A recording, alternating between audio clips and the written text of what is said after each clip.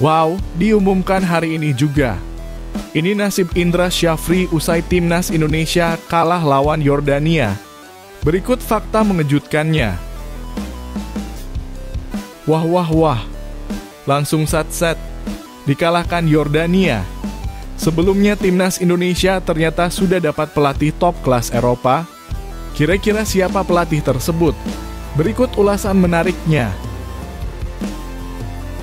Nah, akhirnya terungkap sudah. Ini dia faktor kekalahan timnas Indonesia U20 saat lawan Yordania. Simak fakta berikut ini, yang pasti bikin kalian terkejut mendengarnya. Nah, ini baru super top Marco Top. Tetap saling mendukung. Ini pesan Patrick Kluivert kepada pelatih timnas Indonesia Junior. Yuk saksikan beritanya hingga selesai.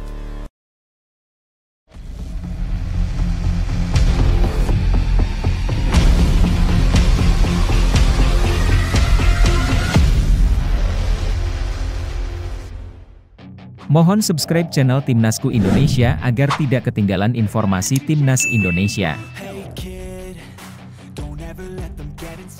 Indra Syafri sentil Wilber Jardim yang gagal penalti saat lawan Yordania. Pelatih Timnas Indonesia U20, Indra Syafri, memberikan komentar tegas usai kekalahan 0-1 dari timnas Yordania U20 dalam laga U20 Challenge Series 2025 yang digelar di Stadion Gelora Delta Sidoarjo, Jumat, 24 Januari 2025 malam waktu Indonesia Barat. Kekalahan tersebut menjadi perhatian publik, terutama karena kegagalan penalti oleh Wilber Jardim yang dinilai sebagai momen penting dalam pertandingan. Pada laga itu, timnas Indonesia U20 sebenarnya memiliki peluang emas untuk menyamakan kedudukan setelah kebobolan gol cepat melalui sundulan Ibrahim Sabrah pada menit ketiga. Timnas Yordania U20 bahkan harus bermain dengan 10 orang sejak awal karena kiper mereka menerima kartu merah usai melanggar Muhammad Ragil di dalam kotak penalti. Namun peluang besar yang datang lewat tendangan penalti gagal dimanfaatkan oleh Wilber Jardim. Eksekusi penalti pemain Sao Paulo U18 tersebut mampu ditepis oleh penjaga gawang pengganti timnas Yordania U20. Kegagalan tersebut menjadi salah satu titik balik yang menentukan hasil akhir. Meski unggul jumlah pemain sepanjang pertandingan, timnas Indonesia U20 gagal mencetak gol dan harus puas dengan kekalahan tipis di hadapan pendukungnya sendiri. Indra Syafri menyampaikan kekecewaannya dalam konferensi pers usai pertandingan. Semua pemain sudah menjalankan skema yang kami terapkan, tidak ada moral yang jatuh. Namun, sangat disayangkan penalti tadi tidak masuk. Itu momen yang seharusnya menjadi gol, ujar pelatih yang pernah membawa timnas Indonesia U19 menjuarai Piala AFF 2 kali itu. Kegagalan ini menjadi catatan penting bagi timnas Indonesia U20 yang tengah mempersiapkan diri menuju Piala Asia U20 2025 di Cina pada Februari mendatang. Indra menegaskan akan ada evaluasi menyeluruh dan rotasi pemain pada laga selanjutnya melawan timnas Suriah U20 yang dijadwalkan berlangsung pada Senin, 27 Januari 2025 di Stadion Gelora Delta Sidoarjo. Pertandingan melawan Suriah akan menjadi momen untuk mencoba beberapa pemain baru yang belum mendapatkan kesempatan bermain. Kami akan melakukan perbaikan demi hasil yang lebih baik di laga berikutnya, tambahnya. Kekalahan ini memicu beragam respons dari publik sepak bola Indonesia. Banyak yang menyayangkan kegagalan penalti tersebut karena momen itu dianggap bisa mengubah jalannya pertandingan. Namun sebagian netizen juga menyadari bahwa tekanan dalam situasi krusial seperti itu menjadi ujian mental bagi para pemain muda. Bagaimana pendapatmu soal kegagalan penalti yang dialami Wilber Jardim? Apakah itu lebih karena kurangnya mentalitas atau hanya nasib buruk? Dan menurutmu langkah apa yang perlu diambil Indra Syafri untuk memastikan tim tampil lebih baik di laga berikutnya? Tulis pendapatmu di kolom komentar.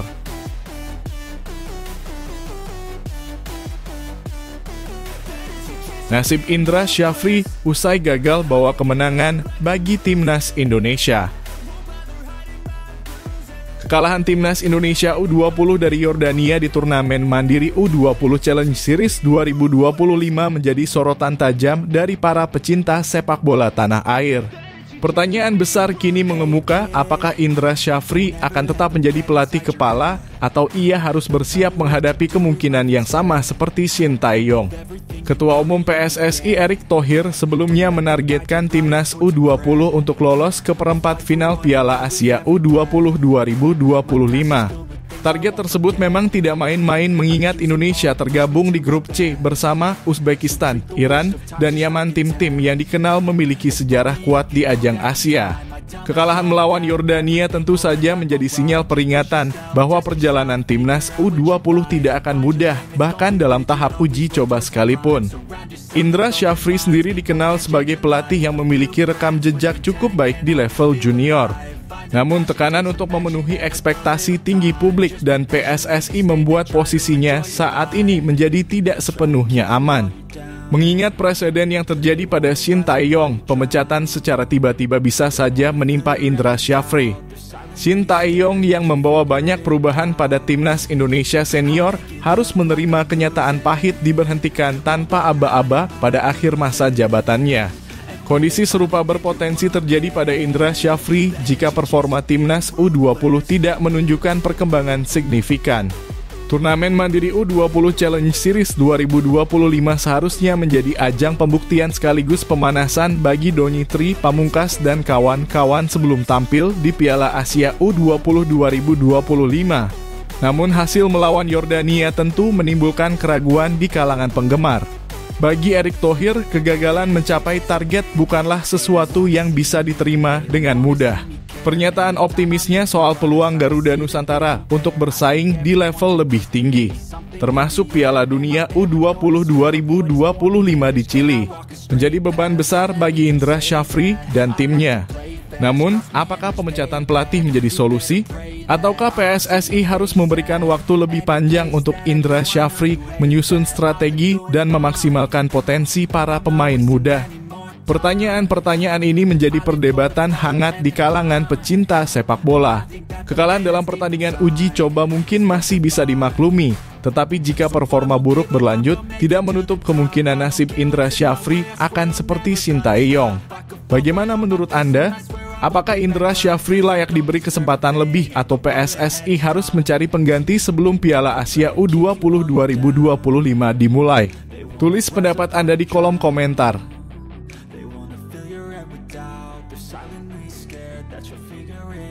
Penyebab faktor kekalahan timnas Indonesia U20 saat lawan Yordania. Kekalahan timnas Indonesia U20 dari Yordania U20 dalam ajang Mandiri U20 Challenge Series 2025 menjadi sorotan banyak pihak. Pertandingan yang digelar di Stadion Gelora Delta, Sidoarjo, pada Jumat malam 24 Januari 2025, berakhir dengan skor 0-1. Meskipun timnas Indonesia U20 sempat memiliki keunggulan jumlah pemain sejak menit ke-19.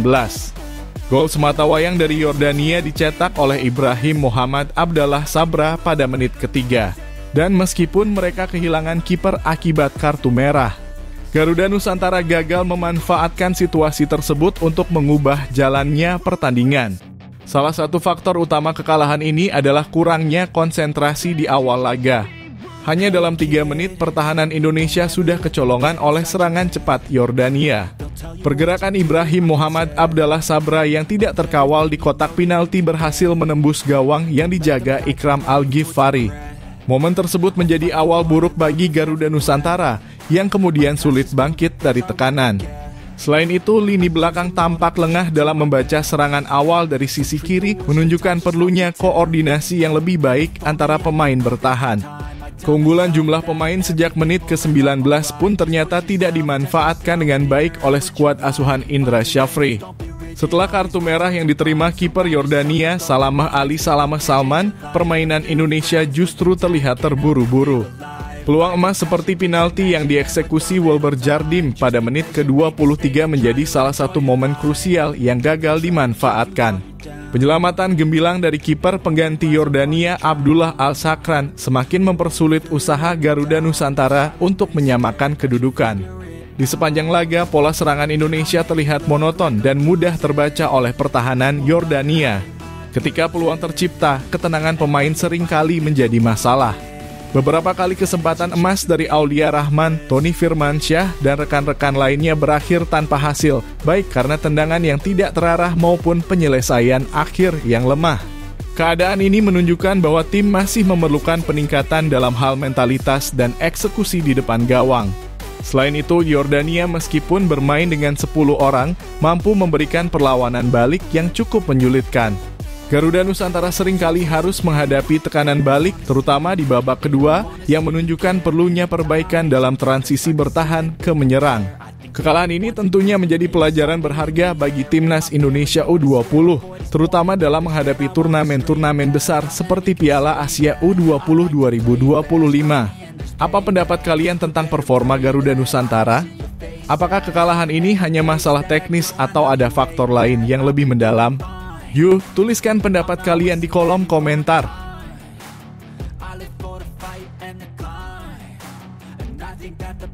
Pelatih baru Timnas Indonesia di tengah kabar kekalahan lawan Yordania.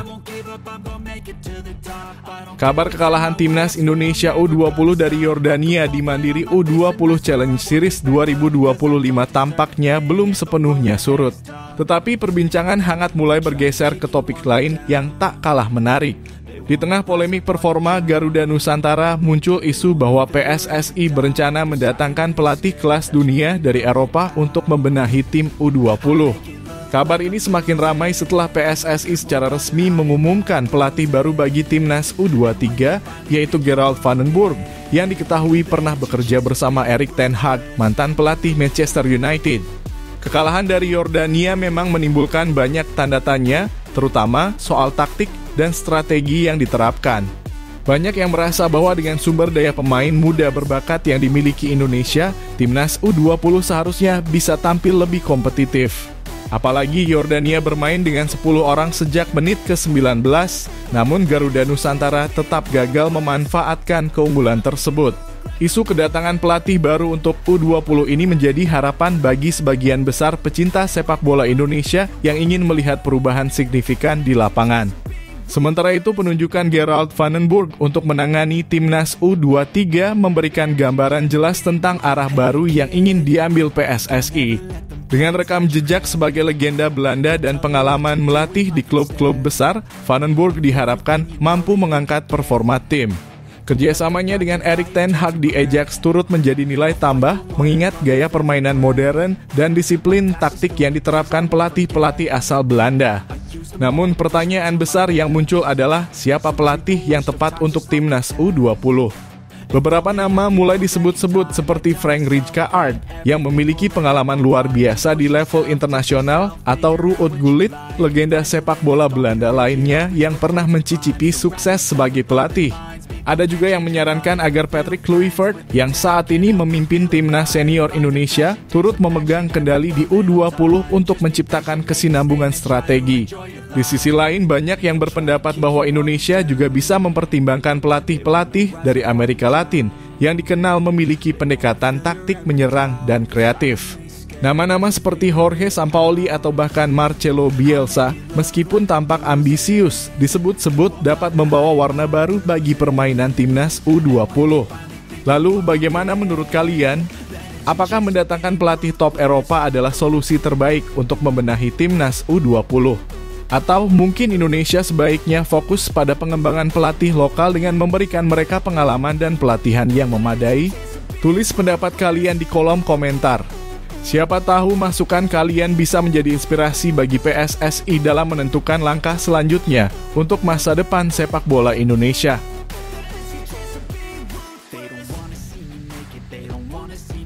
Alasan Indra Syafri tak bisa bongkar pertahanan 10 pemain Yordania.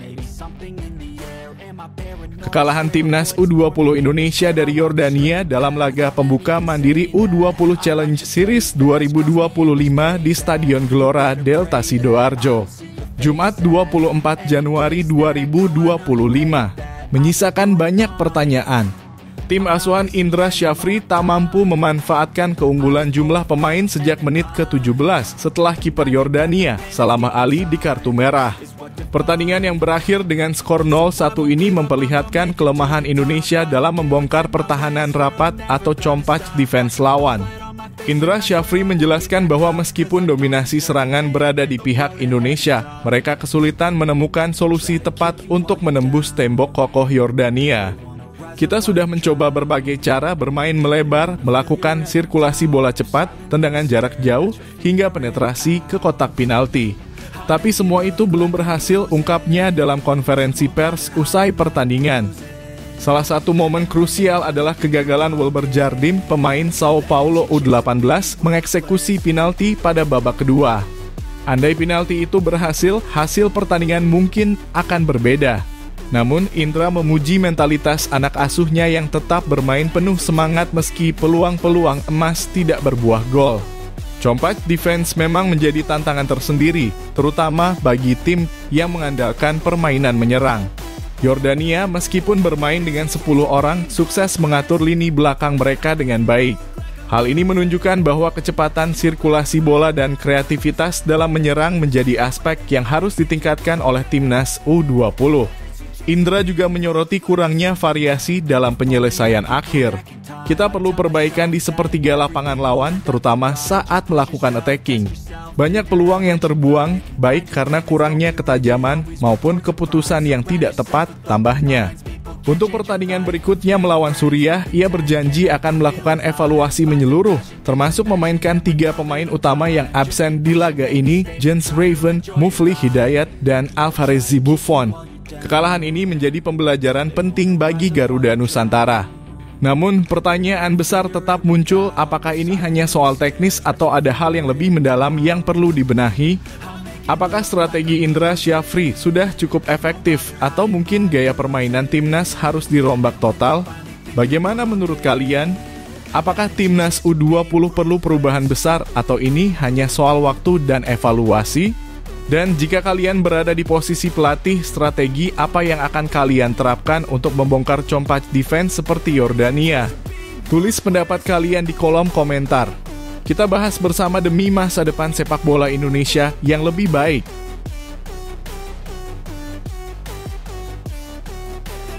Pesan Patrick Kluivert untuk Gerald van den Burg.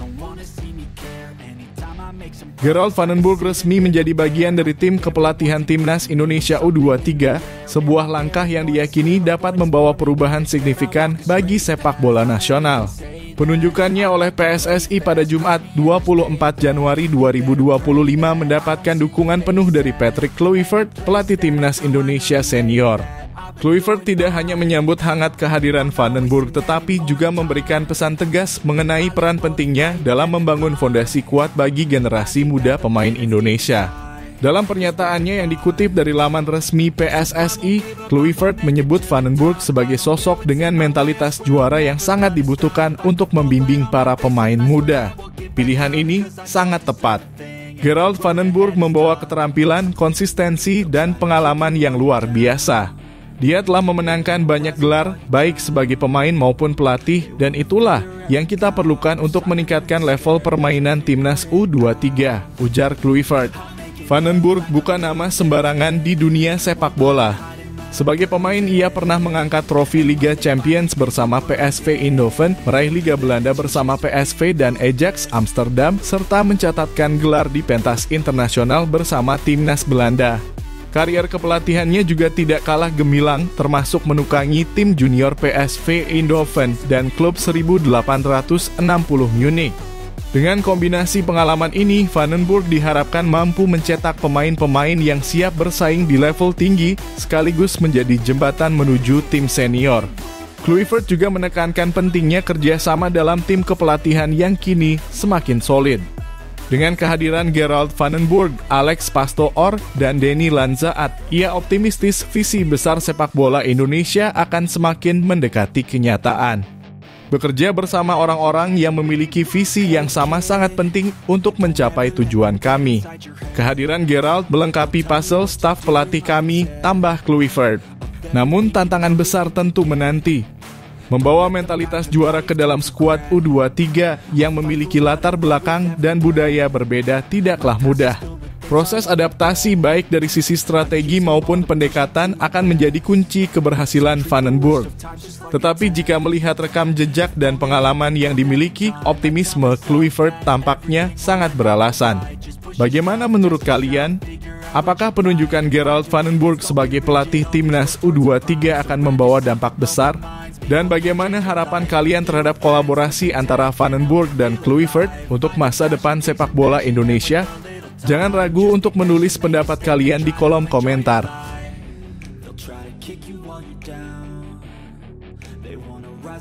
Media Vietnam dibuat ketar-ketir dengan kehadiran Ole Roemeny dan Jairo Riedewald. Semakin dekatnya kedatangan pemain naturalisasi baru di timnas Indonesia, Ole Roemeny dan Jairo Riedewald membuat media Vietnam mulai gelisah.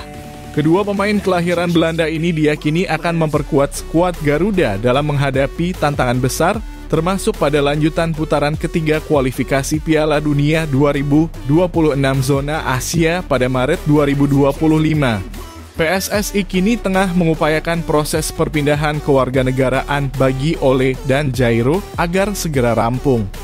Permohonan tersebut diharapkan dapat diproses oleh DPR RI dalam waktu dekat. Arya Sinulinga, anggota Komite Eksekutif Exco PSSI, mengungkapkan bahwa tim kepelatihan yang dipimpin oleh Patrick Kluivert juga dilibatkan dalam proses ini untuk melobi dan meyakinkan para pemain diaspora agar bergabung dengan timnas Indonesia. Kami meminta tim kepelatihan timnas Indonesia untuk terlibat dalam proses negosiasi ini. Sebelumnya, Pak Erick Thohir dan tim yang melobi sekarang sudah didelegasi ke tim pelatih agar mereka juga terlibat, jelas Arya Sinulinga. Keberadaan Ole Roemeny dan Jairo Riedewald menarik perhatian media Vietnam, termasuk Soha, yang menyoroti langkah strategis PSSI dalam memperkuat skuad Garuda. Dalam salah satu artikelnya, Soha menuliskan pelatih baru Indonesia memiliki langkah khusus yang bisa memberikan tantangan besar bagi tim Vietnam. Mereka mencermati bahwa strategi naturalisasi yang dilakukan PSSI tidak main-main dengan fokus menghadirkan pemain berkualitas tinggi dari Eropa. Media Vietnam itu juga mencatat bahwa banyak pemain naturalisasi Indonesia, termasuk 2 nama baru ini, memiliki kategori grade A dan tengah aktif bermain di kompetisi Eropa. Hal ini dianggap sebagai ancaman besar bagi kekuatan timnas Vietnam dan negara-negara Asia Tenggara lainnya. Indonesia semakin kuat dan ini menjadi tantangan serius bagi tim-tim kompetitor di kawasan, termasuk Vietnam, tulis Soha. Sementara itu, Arya juga menyebutkan bahwa pengambilan sumpah kewarganegaraan kemungkinan akan dilakukan di luar negeri karena kompetisi Eropa sedang berlangsung. DPR sudah mulai sidang sejak tanggal 20 Januari. Mudah-mudahan proses ini selesai dalam waktu dekat. Tetapi sumpah WNI kemungkinan besar tidak dilakukan di Indonesia karena mereka harus tetap berkompetisi di Eropa, tambahnya. Kehadiran pemain-pemain berkualitas seperti Ole dan Jairo memang menjadi harapan baru bagi timnas Indonesia untuk bersaing di level yang lebih tinggi. Namun, akankah langkah ini benar-benar membawa tim Garuda menjadi kekuatan besar di Asia Tenggara? Bagaimana menurut kalian? Apakah strategi naturalisasi ini adalah langkah tepat bagi PSSI atau ada pendekatan lain yang seharusnya diambil? Yuk, tuliskan pendapat kalian di kolom komentar.